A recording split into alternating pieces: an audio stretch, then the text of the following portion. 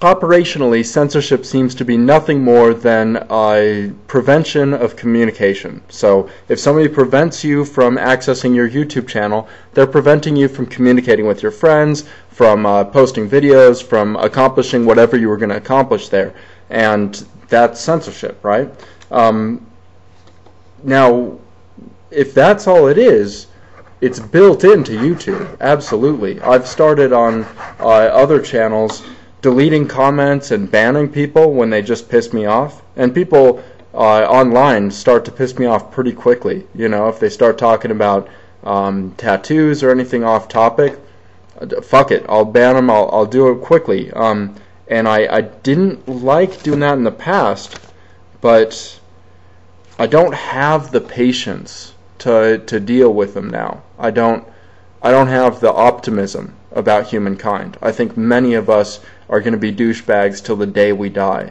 And if I can identify you quickly as a douchebag and save myself the encounter with your slimy self, then I will, save myself the trouble, So I'm willing to censor at times too, and I think that it's human nature to want to censor your enemies and then want to make your own voice louder. I think every instance of real damage has been done by people that have accomplished that well. So what? If that's the case, then the ultimate form of censorship is a failure to educate. If somebody grows up illiterate, there is no more profound censorship than that. When a man can't read, he can't get the information from his ancestors, from his culture, from all the other cultures of the world. He can't really communicate with the future or with distant parts of the present. So if somebody is illiterate or hasn't been educated enough to understand the concepts that we all have to offer as a culture and as a society, then that is the ultimate form of censorship. And that really is what needs to be fought far more than the tiny forms of censorship that show up at Walmart or whatever. Now, it's nice if we can get those off as well, but that's like concentrating on the whipped cream when underneath is a much more tasty treat. That analogy was weird, but as long as we're eating the future justice that we're going to cause, it kind of holds. The idea that we can fight censorship through education, I think, is solid, and maybe that's the direction we need to go. And what places need to be educated? Sub-Saharan Africa needs it desperately. These people kill for witchcraft. They kill to this day. Just third world nations need education profoundly, and they're starting to get internet. I mean, it should become easier over time to educate them.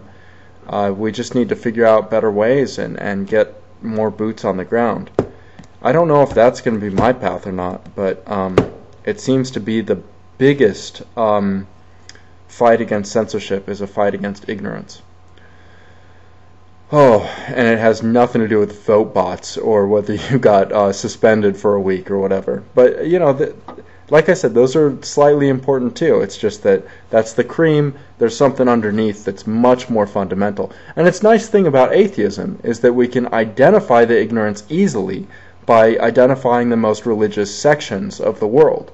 That's where the most ignorance is going to be, the most misconceptions.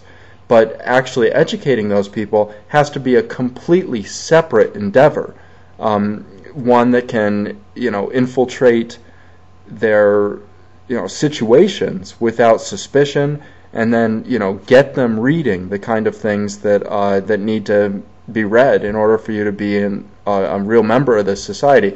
And let me explain. Remember Ayaan Hirsi Ali's book, and she said that the Nancy Drew novels are what got her started in life and what made her start reading and getting into the world of the mind. That's absolutely important. And I think that if it weren't for those novels, we might not have her as a beautiful voice today, right? We need that kind of infiltration of their societies. So, Iran's banning the Barbie, but if they manage to ban fan fiction for Star Trek also, that's when Islam wins, not when some minor thing occurs. But that's how I see a larger scope of censorship. Anyway, the courts are really dragging their feet about changing my name, and I'm stuck in Seattle till they do it. I wish they would speed the fuck up.